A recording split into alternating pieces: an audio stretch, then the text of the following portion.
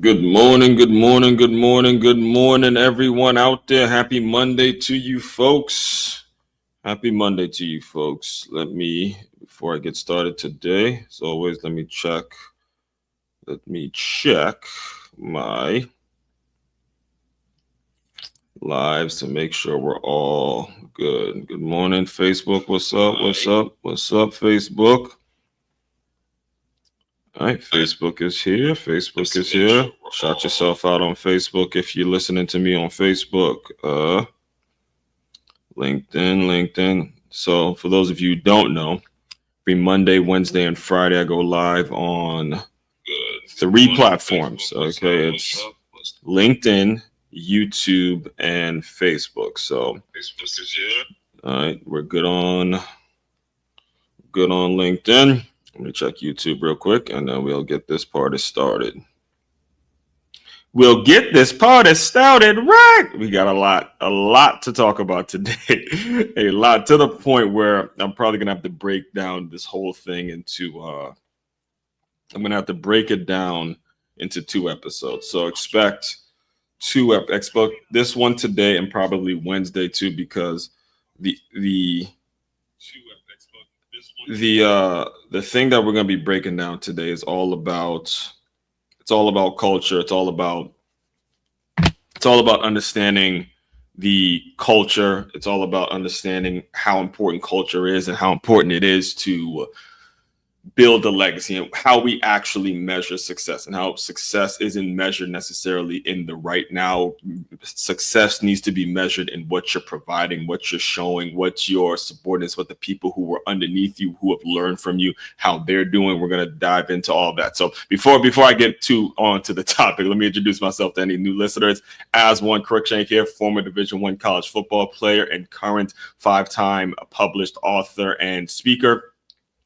And what I do is I basically take the lessons that I learned from the football field and I apply them to business, more in particular, the teamwork lessons, the lessons on teamwork, which is what I've created. I created a whole brand, a whole philosophy, a whole way of thinking in terms of innovative teamwork, and taking, again, like I mentioned, what you do on the football field, the lessons, the teamwork lessons that you learn on the football field, and applying them to business. And it is such an incredible time of year for me. And to be 100% honest, it's always a great time, because you're always going to see that correlation. You're always going to see the parallels between the team sports, whether it is football, whether it is basketball, whatever, sport is going on at that particular time. You're going to see a connection between what is happening on these sports fields and these athletic teams, and how teamwork lessons are being shown, and how you as a business owner needs to be thinking of ways in which you can apply it to your business. That is what we do over here in the Move Swiftly world. So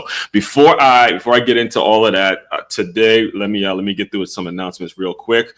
First and foremost, if you are in the West Palm Beach area, if you're located in the West Palm Beach area and you are interested in free boxing lessons, I do provide those. I do those every 2 weeks, as you see on the screen, Saturdays at 9 a.m. Just hit that QR code or message me if you are interested in hearing more. Again, these are free boxing lessons that you need to be taking advantage of, because it's a skill that you need, that it will be incredibly beneficial for you to learn in any kind of way. And we had a session this weekend. It was great. A great husband and a wife. Shout out to Troy and Anita for coming out. It was great. It was great. So looking forward to building that out as we get into the new year. Next thing, business owners. Listen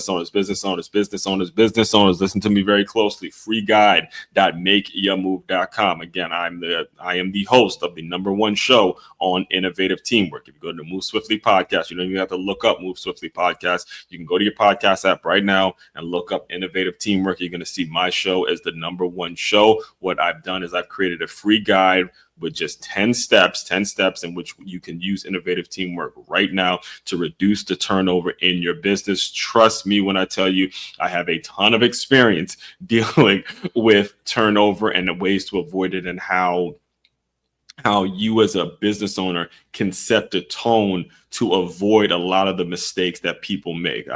ton of experience in that I would probably spend a whole hour on if I was to get started on that. So going to move on to the next announcement.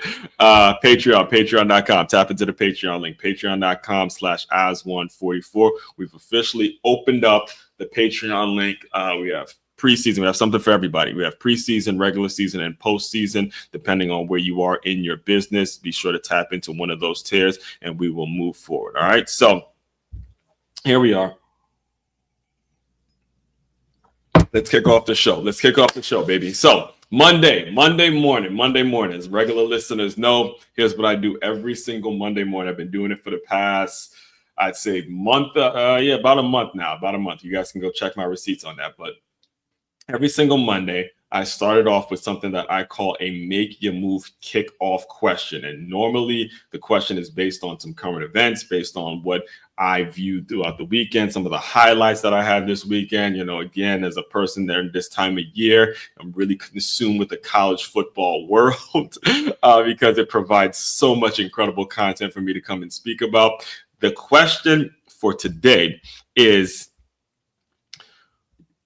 do you prefer the traditional telecast or the field pass? Let me break this down a little bit for you guys. All right, let me break it down for you a little bit, because I was watching the thriller in the SEC championship game. And for those of you who don't, I'm a Michigan fan, a diehard Michigan fan.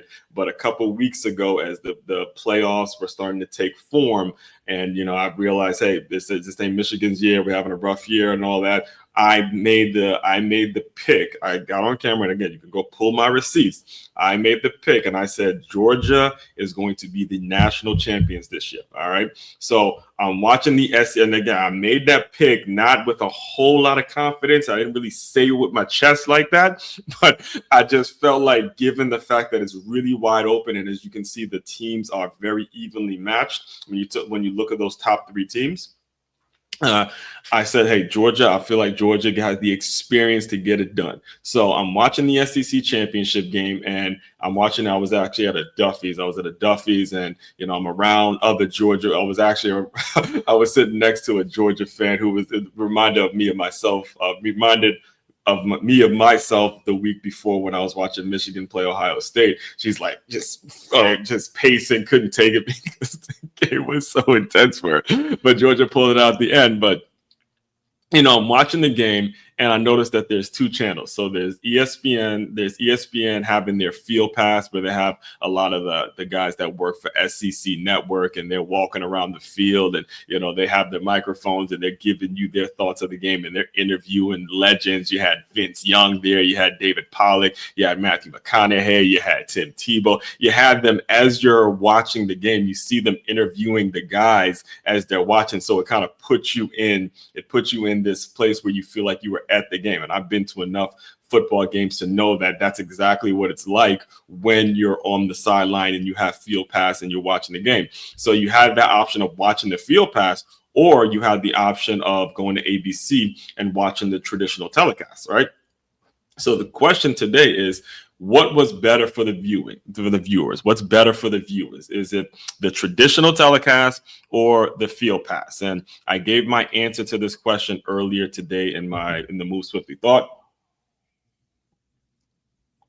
which is, I personally enjoy the field pass, and it's because I've actually been in that situation. And if you haven't been in the situation where you're actually at a big game and you're on the sidelines watching a big game, and you're getting a chance to meet the alumni, or you're just catching up, it's an incredible experience. I think that between the SEC Network and the connection that they have with ESPN, I think they absolutely nailed it when it comes to the viewing, when it comes to the viewership experience, which is what the brand is all about, what the business is all about. It's the reason college football has become the powerhouse that it's become from a marketing standpoint, is because they make decisions, or at least we're talking about the big time programs, than the ones that you see succeeding year in and year out. You're making decisions that will cater to the fans. You're making decisions that'll make your alums feel like they're still at the school. So before I move on, let me just kind of paint the picture here for you.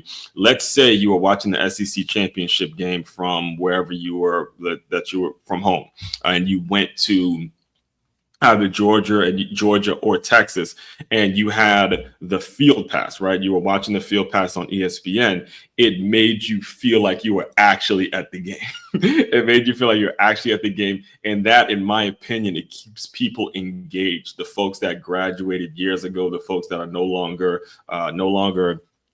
a part of the university that were in their heyday. Imagine being Ricky Williams, Heisman winning Texas running back. Imagine him watching the game from wherever it is he's watching it from the world. If he's watching it from the field pass, then it's like, wow, this feels like I'm back home. So that's my answer. Leave your answers. I put this question as a poll on my Instagram and on my YouTube channel as well. What was the better viewing? Was it the traditional telecast or was it the field pass? All right. So that's the Make Your Move kickoff question for the day.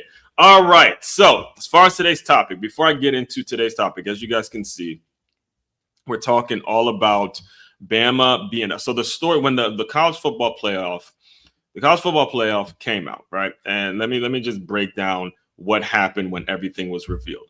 Almost instantly, and I watched it live. I watched the CFP show live. I was actually getting I was at the car dealership and getting me a brand new Toyota Camry. I actually happened to be at the car dealership, but while I was waiting and all that, I'm looking on my phone, and the the CFP selection show is on my phone, and I'm watching it, and I'm making sure it fits. And I happened to catch it right when they made the announcement that SMU was going to be in and Alabama was going to be out, and that was the major story. And the first person that got interviewed from that announcement was the one and only Nick Saban. All right. So we're going to get into that in a second. We're going to get into how, even though Bama's out, Saban is still actually winning. He's winning in a huge way because of the legacy he built. And there's a lot of things that we're going to be taking away from that as we move forward. Before I get into that, I want to give you my thoughts on this playoff system and how they got it, and all of the complaints and all the things that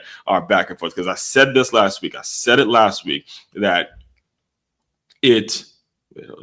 Georgia. I said it last week that this is so much better than the previous years that we've had it. All right. This is better than only having 4 teams. It's definitely a lot better than the BCS system. So the people that complain and that they're saying that it's a joke, I don't see how it's a joke.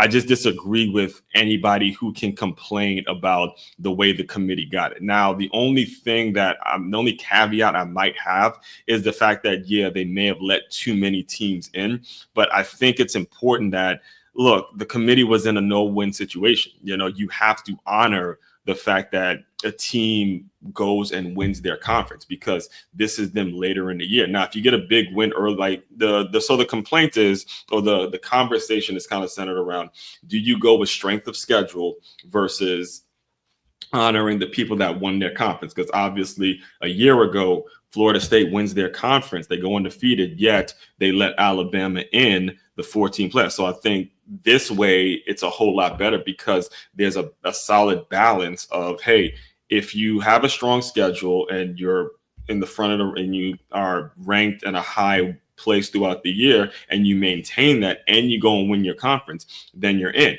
But if you're an Alabama fan and you're complaining about the fact that you didn't get in, even though you lost to, even though you beat a Georgia and a team like SMU didn't play anybody ranked or whatever it is, you can't lose to Oklahoma and expect to be it. You can't lose to damn Vanderbilt and expect to be in. That's the issue. So, I think that they got it right. And the fact that when you win your conference, you see an opportunity to be in, I think that that's the best way to do it, because that needs to hold some credence. It really needs to hold some credence. It is not an easy thing. I don't care what the conference is or what you say about the SEC. And I know everyone likes to talk about how great the SEC is, and I get it. It's a great conference, and, they play teams. The teams are incredibly hard to beat, but they're human. They're human. I mean, they're football players. At the end of the day, it's football, and you never know who's going to win. So if you win your conference, I do believe that you should be in. I do believe that it holds credence in a great way. And there's 12 teams. If you do win the games that you're supposed to win, like if Alabama won the games that they were supposed to win, like the Vanderbilts and the Oklahomas, then they would have been in, plain and simple. So, this noise about the strength of schedule, this one should be in, that one should be in. I think that's kind of a nonsense argument towards this, because it is important that you do win your conference. Winning your conference in college football is not an easy thing to do. Granted, the SEC is a tougher conference than most, but at the end of the day, winning your conference should be something that you hold credence to. It should be something that gives you an opportunity to play. And you got to understand the timing. And this is my last point on this. The timing of when you win your conference is late in the year. When you're talking football, whether it's the NFL or whether it's college, whether it's youth, whether it's high school, the teams that are playing their best football in these months towards the end of November, getting into December, the folks that are playing their best football, those are the teams that deserve to be champions. Those are the teams that have persevered. Those are the teams that, injuries happen. This happens. They may have dealt with an early loss. They were able to be back and all that kind of stuff.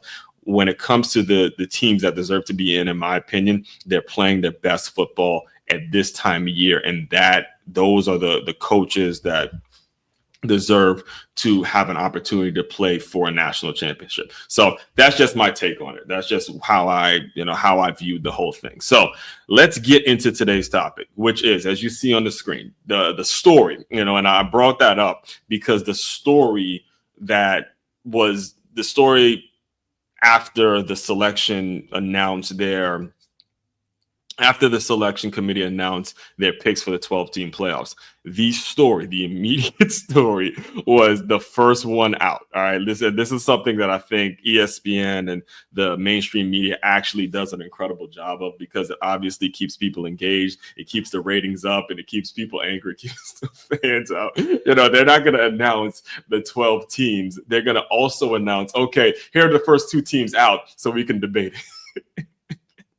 It obviously pisses a lot of people off. It pisses in this year, in this situation, pisses a lot of people off in Alabama, and it pisses a lot of people off out here where I'm currently residing out here in South Florida. A lot of Miami and Alabama fans are really upset, and then the media just twists the knife a little bit. By also announcing, okay, these are the first 2 teams out. And they make that the story. But that's a conversation about the mainstream media that I don't have time to get into today. But anyway, so as you see on the screen, yes, Alabama's out, but Nick Saban is still winning. Let me just take you through my day on Saturday. All right, so what did I do before that? Yeah, so started the day off, and I had a boxing lesson. I had a boxing session. I had to train. Shout out to Anita and Troy. I did my boxing sessions, and then I went and got some quick to eat. It was something quick to eat. I mean, kind of the time just stood still because I was so motivated to watch college football all day. So I finished the session, I'd say around 9:30, 10, and the next 2 hours were kind of a blur because I was only concerned with getting somewhere and sitting my ass down at a Duffy's, a sports bar, and just watching some college football all day.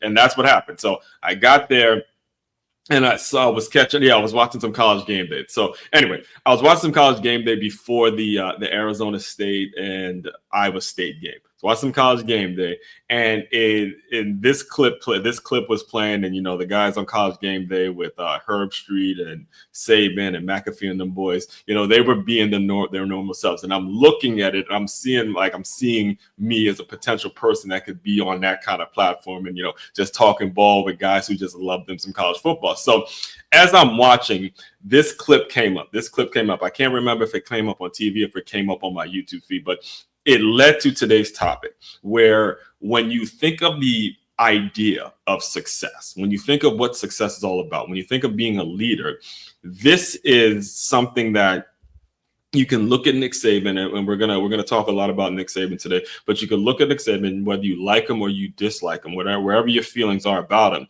you can draw some motivation from this moment right here. I'm going to play you this clip. Go ahead. Kind enough to join us on the morning of the game. Guys, I want to start with this. When you play in a rematch? How do you balance maybe some adjustments you want to make as opposed to anticipating what adjustments they might make? I think that's a great question. I don't think you overthink it. I think you try to do simple better. Block tackle is what it comes down to. Everybody wants to make it about the scheme, but a lot of times it comes down to the players, not the scheme. No, I think hit the nail on the head. You know, we always use the analogy. We never want to get paralysis by analysis. You overanalyze, then your players aren't performing the way they can play. So take in the information, then you try to prepare them to go play. Yeah, well, I think they're both bullshitting us, but... By the way, if you're contributing to the swear jars at home, that's 2 for Nick so far. You know, I play you that because as you think about being an owner and being a leader and being someone that obviously has had a ton of success like Nick Saban, and you ask yourself, how does a person get there? How does a person achieve that? How does a person even aspire? How does the person even aspire to develop that kind of success?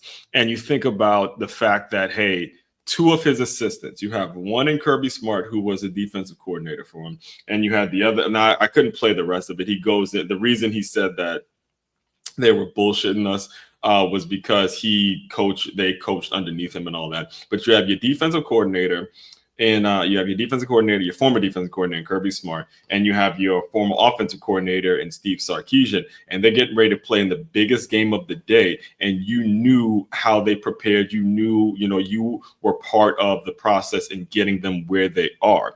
In my opinion, that is a real success. That is real success. Real success is not measured in how many championships Nick Saban has won. All right. I am not going to subscribe to that. I will never subscribe to that. I think his legacy and his success, and the reason I'm bringing this up is because as you go about building your business, as you go about making your decisions on who you're going to bring in, your mindset, or even the decisions that you make from day to day, the decisions that you have when it comes to the people that are currently working for you, the decisions in terms of the services you offer, the decisions that you make in terms of the kind of clients that you want to bring into your community, the decisions that you make in terms of the products that you are going to create, whatever it is you attach your name to, whatever it is you attach what you're trying to do to, whether it's the students, whether it's an employee, whether it's a family member, it's a young family member that's coming up, your whole mindset needs to be exactly what we just witnessed. Your former colleagues, again, his defensive coordinator in Kirby Smart, his former offensive coordinator in Steve Sarkisian, they're both getting ready to play in the biggest game of the day. And when you really look at the grand scheme of things, they provided an incredible view, an incredible game in that Texas and Georgia game, which the game could have gone either way. And in my opinion, it's probably going to be the national championship. But if you look at the number 1 team, which is Oregon, that's Dan Lanning, who also was a graduate assistant at Alabama in 2015. Then he went on to become a defensive coordinator underneath Kirby Smart. And you see these same folks going down the same coaching tree. That's real success, folks. That is real success. Real success is about creating a culture, creating a situation in which the people who are underneath you are going to thrive. This is why this year's theme is, how are you going to thrive in 2025? Is because when you look at the ripple effect that Nick Saban has had on the greatest game in the world, which is college football, you start to realize that the success that he has per se isn't necessarily about one individual. It's not. And the mistake that I see a lot of business owners make on a day-to-day, and I'm talking about every single day in every situation that I've ever been a part of, I see them making this mistake of making the business all about themselves and trying to do everything themselves, as opposed to taking that energy and applying it and starting to ask yourself, all right, who am I building up? Who am I raising? Who is underneath me that's going to make it so if God forbid something happened to me today and I have to move on from my business, I have to retire, I have to do something else, something comes up, life comes up, do the people underneath me, have I given them everything that they need in order to make themselves a success. That's real leadership. All right. So I have a few clips I'm going to play for you guys, and it really is about culture. All right. It's really about culture. And one of the things that it's important for you to understand when you're planning and when you're hoping to achieve this level of success is that you will not be liked. It has to be burning from the hell with being liked. The hell with it. I mean that. The hell with being liked. You can't be in a situation where you want to have friends or you want to be liked and you want to create a culture that's quote unquote comfortable for people. You have to make people completely uncomfortable, and you have to create a culture. You have to create a culture in which people are walking in their businesses. They're walking in every single day, and they're trying to get better. They know that if I take one slip, if I take one day, if I take one moment where I'm not thriving to be the best, all right, that one moment can cost me so much. So I'm going to play you a couple of clips in terms of, because I think it was a couple of years, it was, man, close to 10 years ago now, when it was Notre Dame. Notre Dame walked into a national championship. I like that. I'm a Michigan, like I said, diehard Michigan fan. But that year that Notre Dame was the number one seed, and it was the year that Manti Te'o was up for the Heisman. They walked into the national championship as the number one seed. This was back when Brian Kelly was at Notre Dame. Anybody that knew college football knew, like, oh my God, they're about to get their ass kicked. And I hate to laugh at this, but when I say get their ass kicked, is because at this point, this was before we had the playoff system the way it is now, and there was the Sugar Bowl, Fiesta Bowl, and Rose Bowl, and all these major bowls like New Year's Six bowls, and then there was the national championship. So what happened was, it just so happened that year the SEC was just outside of its mind. I mean, teams were going down. Florida was beating this one, and then Tennessee won this, and then Georgia won this, and then you had LSU in the mix. You had all sorts of SEC. Like, the reason the SEC has so much cachet, per se, in my opinion, is that year that it just so happened that Notre Dame walked into the national championship as the number one seed, and then they got up against Alabama, and Alabama tore that ass up and down. Who was it? It was AJ. Is it AJ McCarron? Yeah, it was AJ McCarron that year. AJ McCarron was the quarterback for Alabama. Man, listen, that game, something had to change. Something had to change, because you had the brand and Notre Dame as the number one team, and you had a Heisman candidate, Manti Te'o, there, and there was a lot of like, okay, here we go, Notre Dame is back. They have it all, and the people don't like it because Notre Dame gets a lot of love from the media. They're one of the historic programs that built the sport into what it is today. So, the number one, you had the media going crazy, and it's like, the Rudies of the world, the Joe Montanas and all that, you had Lou Holtz, everything. And then Alabama goes and beats some ass, like straight up tear that ass up on the field. So 60 minutes, and I say all that just to get to preference the clips I'm going to be playing for you in a second. 60 Minutes did an interview with Nick Saban. I'm gonna run you through a couple of these clips, because I think they did a great job in getting people or getting viewers to understand what culture is all about. What culture is all about. And the reason 60 Minutes obviously has been around for years, but the reason 60 Minutes is as great as it always has been is because they give you an inside access that you as a viewer can take years and years down the line, lessons that you can take years and years down the line when we see these once in a lifetime type leaders, and we can start applying it to our businesses and applying it to the things that we're very passionate about. It doesn't just have to be football. So this was the first one that I pulled, and we're gonna talk about in a second once I play it. And then we have a few more in terms of how you can go about creating that culture in your business and how you can go about maintaining it over a period of time. And everybody's got to buy into that standard, or you really can't have any team chemistry. Mediocre people don't like high achievers, and high achievers don't like mediocre people.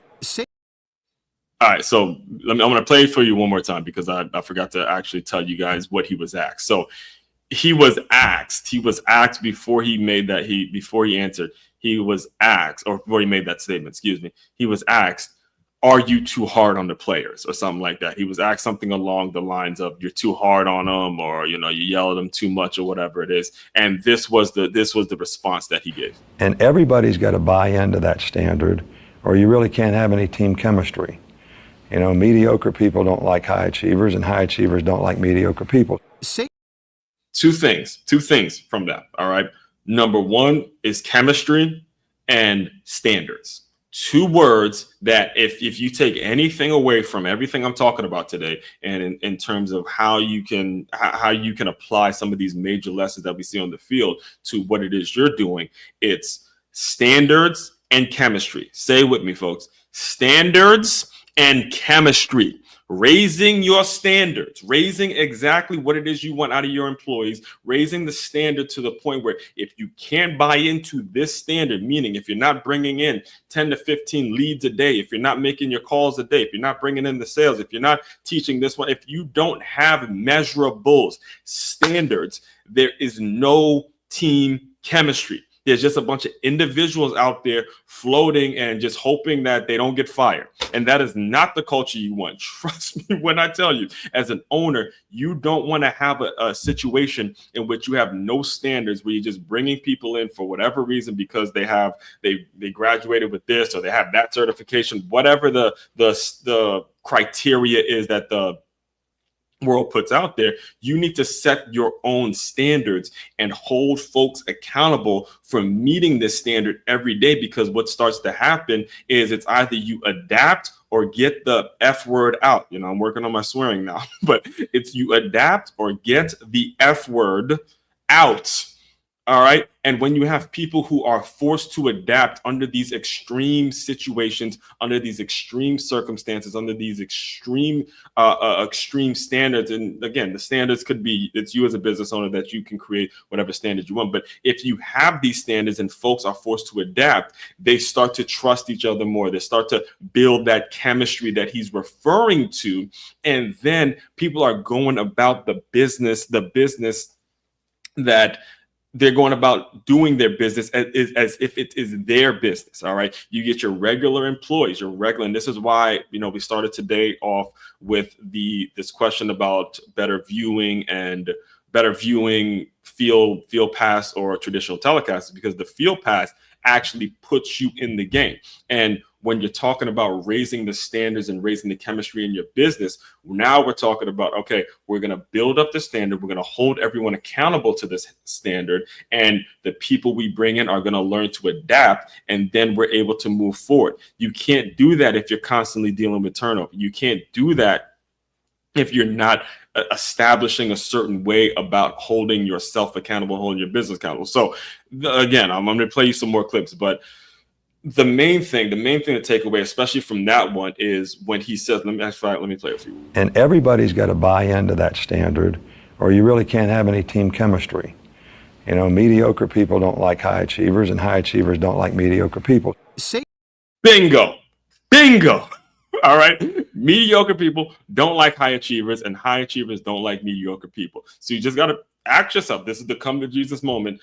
Are you someone that wants to be a high achiever, or you simply want to be mediocre? Because it's going to be one of the two. The folks that like to stay mediocre, you're not going to like being around a person that wants to be a high achiever. It's just that simple. They're going to just start rubbing you the work ethic and all the things that they do in order to make themselves better. It's just going to make that mediocre person incredibly, incredibly uncomfortable. All right, so let me play the next one. Into Alabama's players. Late in last year's blowout win over Notre Dame in the championship game, McCarron and his center Barrett Jones called different plays at the line of scrimmage, both insisting they were right. A bizarre shoving match ensued on national TV. Saban loved it. The game's probably won, and they're it's still 42-14. They're still trying to get it right, which to me is the kind of pride and performance that you want in the players. Can you see the critics saying, "Come on, coach, just take a breath, relax, enjoy the moment"? I can see people saying that, but we're still coaching. We're trying to get them to do it right. I don't ever want the players to relax in a game. Saban urged process. It's called process, folks. It's called falling in love with the process of what you're doing. You could take that story. You could take the story of Steve Jobs and Apple. You could take the story of Phil Knight and Nike. You could take Kevin Plank and Under Armour. You could take Oswald Cruikshank with the Move Swiftly brand. You could take whoever you want to take. It's the falling in love with the process to the point where you're up 42-14, and however that translates in your business. It could be you're up in a quarter. It could be your sales, or you're actually crushing it in the sales game. You're actually breaking out and doing, putting up numbers that you have never seen before. Your focus on the process, your focus on the next thing has to be so in tune. You got to be so in tune to that process that even when we're up, we're going to be even when we're up, we're trying to get it right. And that is what I mean when we're talking about Saban is still winning. The fact that Bama is out, the fact that it's even a story that Alabama's out, given who they lost to and how they lost to them, the fact that it's even a story is all them, in my opinion, still living in that standard that he created for so long. It got said on many of his the championship runs that he had for years. It got said by multiple people, like, I don't know if we're ever going to see a type of run like now. Again, this is college football, so everybody has their year. Myself being a Michigan fan, look, we had our year last year. We had our last 3 years, which is why I'm not too distraught in how bad things got this year. Just, what happens. Everybody has their year. You're not going to be the number one team. You're not going to be at the top every single year. We have yet to see, then I agree with that. I don't know if we're ever going to see a run like what we saw with the years that the Alabama Crimson Tide dominated the sport. And as you can see now, it wasn't just about one person. It wasn't. I know what the title says, and I know what I titled this live, but it wasn't just about one person. It was about a commitment to a process. And I'm going to translate this now to how you go about raising the standard in the mindset of a person. So Nick Saban, he grew up, he was the son of a coach, and his father started up a youth Pop Warner team. What the hell was the name of that? I think it was the Black Knights. So I'm going to play the clip in which he talks about in a second. But the point of me bringing it up is it was his father, in my opinion, and what makes his story so great and really resonate with me is the fact that he had a father who owned a business. My father is a small business owner too, and I got the opportunity to see him pay very close attention to detail, do his own taxes, run his own thing, wake up every single morning, go to work at a specific time, run his own business his way. I know the feeling of having a father who works for himself and makes sure.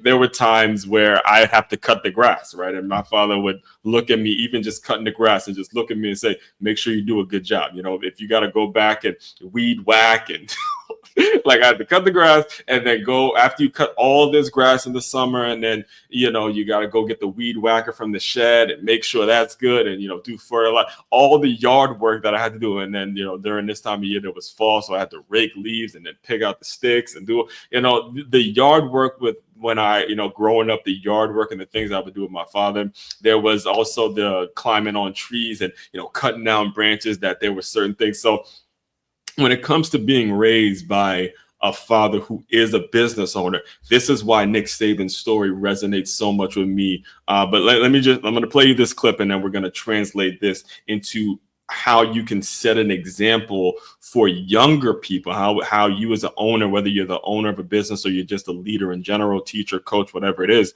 it's important that we make sure we set this example for young people. And that's how you achieve that long-term success that we strive to, that we should all be striving to have, and not just the infatuated, not just the success here and there. We want to make sure it's a long-term. We want to make sure it's success going over the length of a couple of years. So I'm going to play you this. The answer lies on another football field in a small West Virginia mining town. Here, Saban's father, Nick Sr., started a Pop Warner team called the Black Diamonds.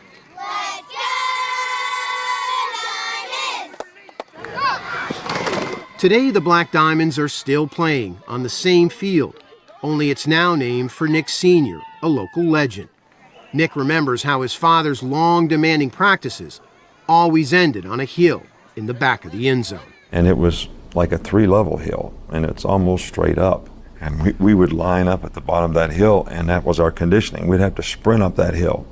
And it was so dark, he couldn't tell whether you made it to the top. So there was a row of trees up there. You had to bring a leaf back to prove that you made it to the top. Nick grew up in a coal camp with just 9 streets. His dad owned this service station down the road. Nick started working for him at age 11.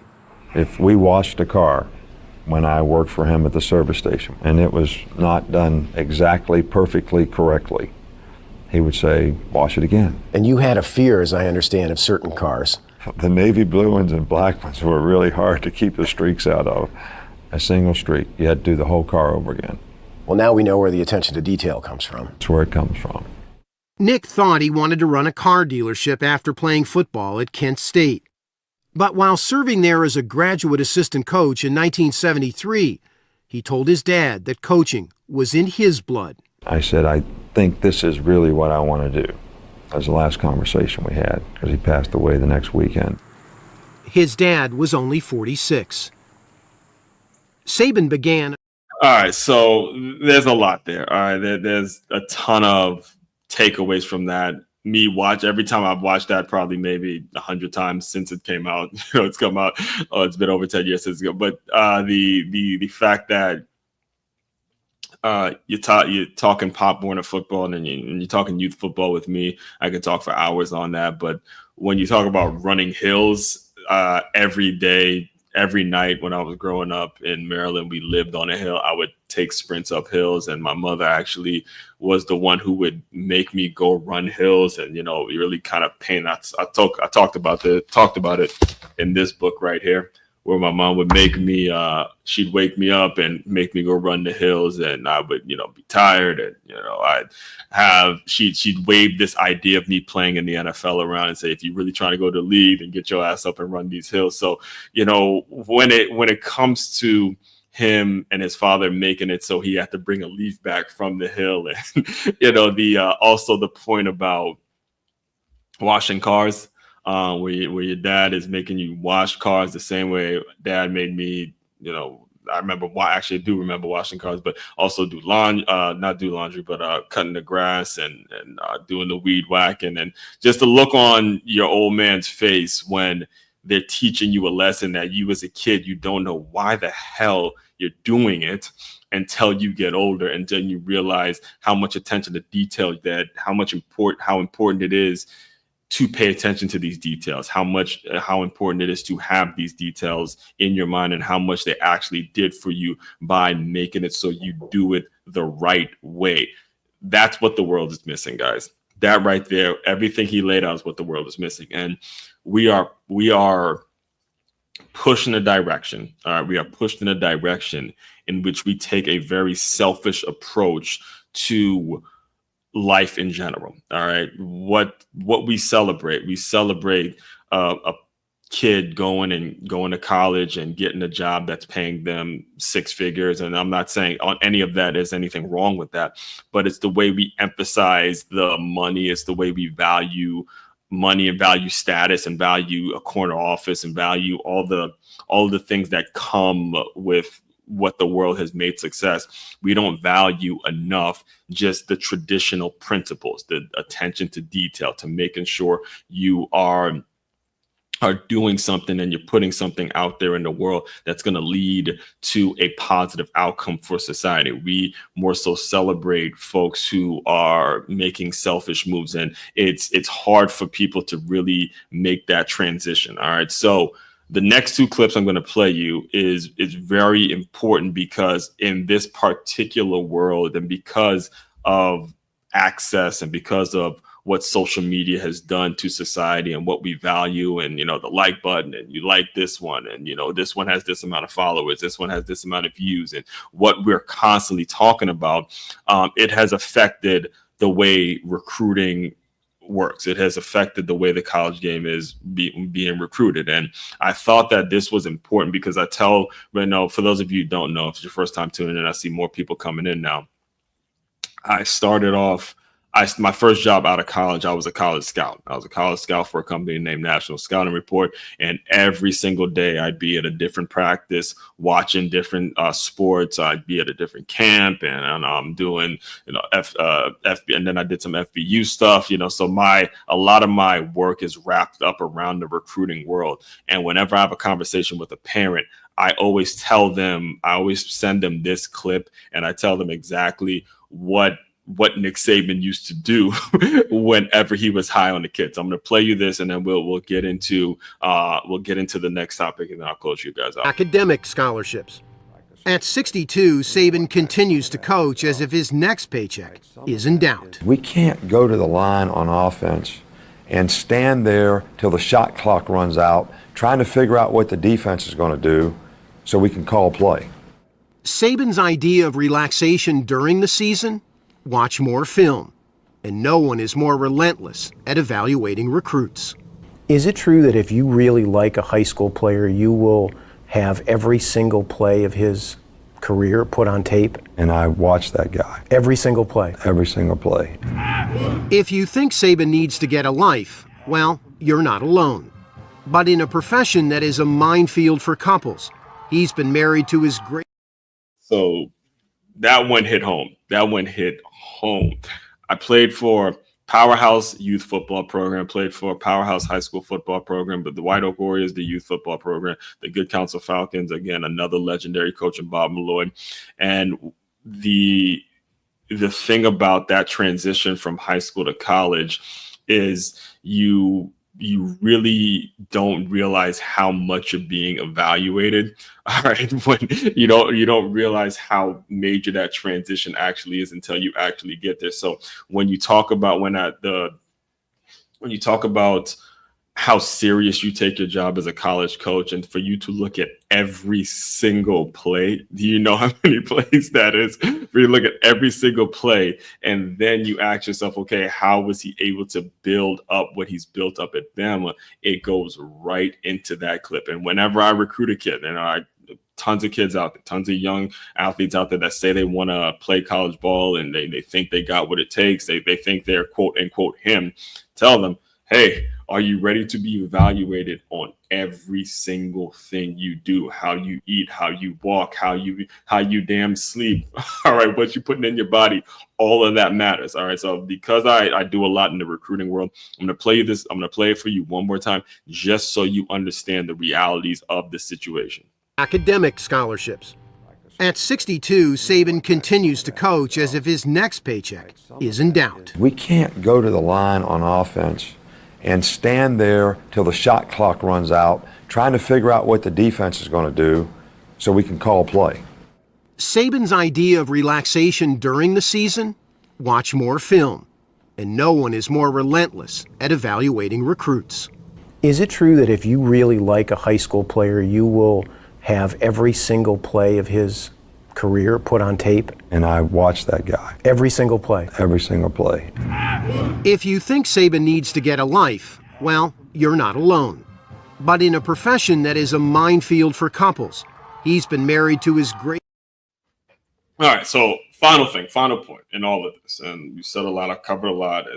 What should be happening in your mind if you've been here from the beginning, if you listened from the beginning, is that you got to accept the fact that you got to just come to a damn decision on, hey, do I want to be liked, or do I want to actually build a legacy? Do I actually want to be successful, really successful over a period of time? Or do I want to be liked, and do I want to have friends, or do I want to have a lot of people around me to be quote unquote cool, or be in some in crowd, or be in my comfort zone? Or do I want to get uncomfortable and take a risk and actually make a decision that will be scrutinized by a lot of people? However, I know in my heart that it's the right decision. Only you can answer that. I don't have those answers for you. Nobody does. All right. But what I can say, and I'm going to close you guys out just with this principle, because it was about 8 years ago now. Crazy to think about. It's been about 8 years ago now, when I first moved out here to South Florida. There was two circumstances in which Nick Saban actually came up. It was when I first got out here, I was in St. Petersburg, which, by the way, I bought my tickets. I'm going to the Michigan-Alabama game in it's called the Real Quest Bowl. It used to be the Outback Bowl, I think it is. But they'll be playing my Michigan Wolverines will be playing in Tampa. They're going to be playing against Alabama. Coincidentally, they're going to be playing against Alabama in Tampa. So I bought my tickets yesterday. I'll be bringing in the new year in Tampa, wearing all my maize and blue gear. I got to get my maize and blue gear ready for that one, to see my Wolverines kick some Bama ass again this year. All right, to take care of business, handle business, because we ended the season on a high note, and I just feel like we got to keep that momentum going, baby. Keep that momentum rolling. So we're gonna take care of some business in Alabama, and I'm looking forward to that. And looking forward to spending the new year in Tampa. If you're in Tampa, make sure you hit me up. We're going to meet up and do some tailgating or whatever it is, especially if you're a Michigan fan. We definitely got a link out there. So, but anyway, when I first got out here, I was living in St. Petersburg, and I remember going to a coaching clinic in Tampa, and there was a coach who gave a speech, and he knew, obviously as a high school coach, he had a relationship with Nick Saban, and he made, this was around the time. So this was around the time that Nick Saban had left the Dolphins to go to Alabama after saying that he wasn't. So there was a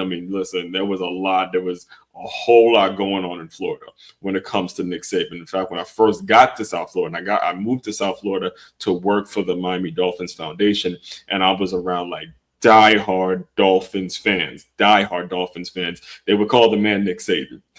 Called him Nick Saban because they saw him leave the Miami Dolphins, and then the success he had at Alabama. A lot of Dolphins fans took that really, really personal. So the coach that I met in Tampa, I think it was Tampa Plant or something like that. I can't remember the name of the high school that he coached, but he told this story about Nick Saban. And he was saying, like, yo, Nick Saban called him one time, and he goes, hey, man, look, you might be the only friend I have in Florida right now. And then they went on to talk about some recruits and stuff like that, and things of that nature. So anyway, he addressed that. And the reason I'm bringing this up about, him leaving the Dolphins and how that whole thing went down, because I was on the outside looking in. I was still living in Maryland at the time. And I didn't really realize how big of a deal it was, or I didn't think much of it. I'm a Redskins fan, so I didn't really care too much. I would have liked him to coach our team, But the Dolphins faithful, the way they took it so personally, I started to learn a lot about, just this concept of, hey, it's either you're going to make the best decision for you as a business owner and the decision that is right in your heart, or you're going to cater to the masses. You're going to cater to a group of people. You're going to cater to fans who have a biased view about what you need to be doing and how you need to be moving in your career. And actually, let me play it for you, and then I'll close you guys out. Outside the stadium. Integrity. Do you regret that, Nick? Alabama made Saban its number one target. Saban uttered these words. Well, then I guess I have to say it. I'm not going to be the Alabama coach. Do you regret that, Nick, saying? Absolutely. Yeah. I mean, You said flat out, I'm not going to Alabama. I really, in the end, it affected my integrity as a person by saying one thing and doing something else. Today in Alabama, Saban is treated like a god. He now has his own statue outside the stadium, a tribute to his national titles. Alabama has made him the highest paid coach in the game. Dr. Robert Witt, Alabama's chancellor. The immediacy in which he answered that question, when they played the clip, and again, I've already talked about how great 60 Minutes does when they do their interviews and they do their research and how they bring it to the viewers. The immediacy in which he said, absolutely, he regrets doing that, or it affected his integrity, affected how people look at him from the outside looking in. I've had experiences like that. I tried to start up my own minor league football team in Ocean City and ended up losing everything, literally bankrupt, lost car, phone, everything got repossessed. I had a bunch of players that wanted to play minor league football, incredibly angry at me, just dirtying up my name, smearing my name all over. And when it comes to success, when it comes to actually winning and making the decision that you're going to have to make, you have to welcome that. You have to accept that. You're going to have to ask yourself a serious question now. I'm getting real with you now. I'm getting really heartfelt with you at this point. Is when you look at what it is you're wanting to do and how it is you want to move and how it is you want to be great, you got to ask yourself, hey, am I catering to the masses, or am I making a decision that I know in my heart time will tell it was the right decision to make? And it will rub some people the wrong way. It will make it so groups of people do not like you, but you have to have the conviction and you have to condition your mind that what you're doing and how you're moving about your day to day there's going to be an answer that makes sense, and there's going to be a place for you as you're making these decisions as a leader. All right. And I'll just close you out with the concept of leaders eat last. Leaders eat last, and leaders have to make the decision that's going to be best for a culture, best for a game, best for a group of people, and not just best for themselves. If we're going to use this example of Nick Saban, yes, I think obviously being a head coach in the National Football League is something that anybody in coaching would aspire to do, and it feeds his ego. However, he knew his heart was in the college game, and in fact, it's crazy because I wrote this book, it was transferring D1. I wrote this book a year ago now, and it was around that time where because it was around this time last year. It's Nick Saban and Coach Harbaugh, two of the best programs in college football in Michigan and Alabama, two of the best coaches, obviously have won a ton of games and have a great legacy behind them. Great.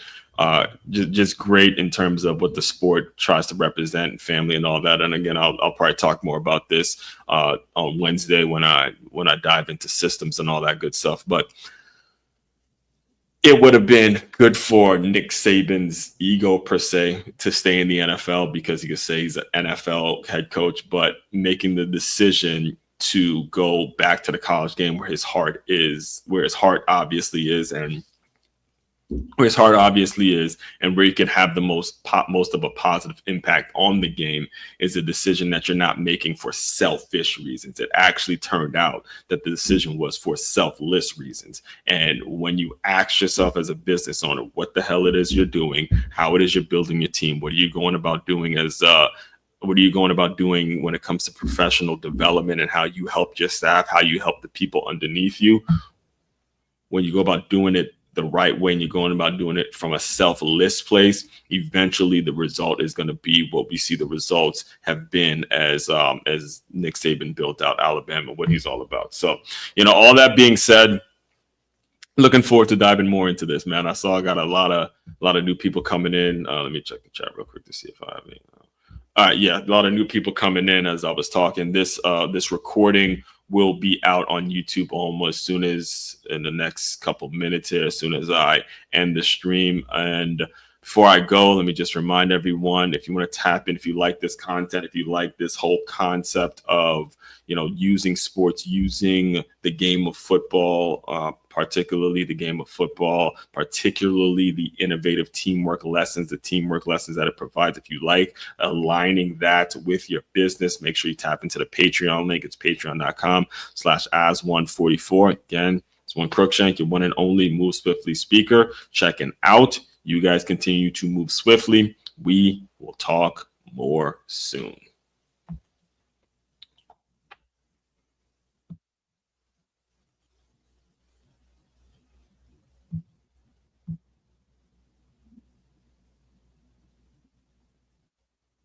It's one Crookshank.